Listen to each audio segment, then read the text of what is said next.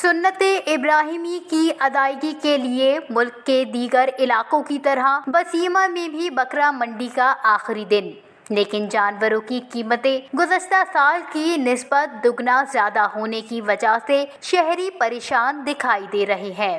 منڈی میں بسیما اور گرد و نواح کے دیگر علاقوں سے قربانی کے جانور لائے جا رہے ہیں، جن میں 25,000 سے لے کر 60,000 روپے تک کے بکرے اور دمبے بھی مویشی منڈی میں موجود ہیں۔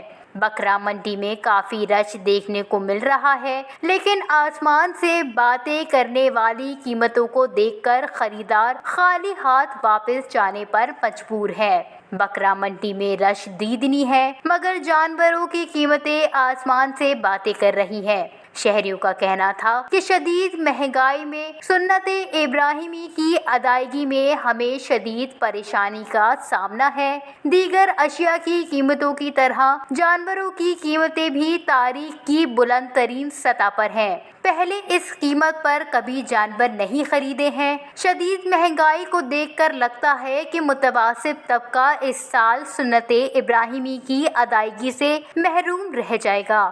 ملک میں بڑھتی ہوئی مہنگائی کے سبب بسیما شہر کی عام مارکیٹوں میں رش بہت کم دیکھنے کو مل رہا ہے۔ کمر توڑ مہنگائی کی وجہ سے مارکیٹوں میں لوگوں کی دلچسپی بھی پہلے سے بہت کم ہے۔ وش نیوز، بسیما۔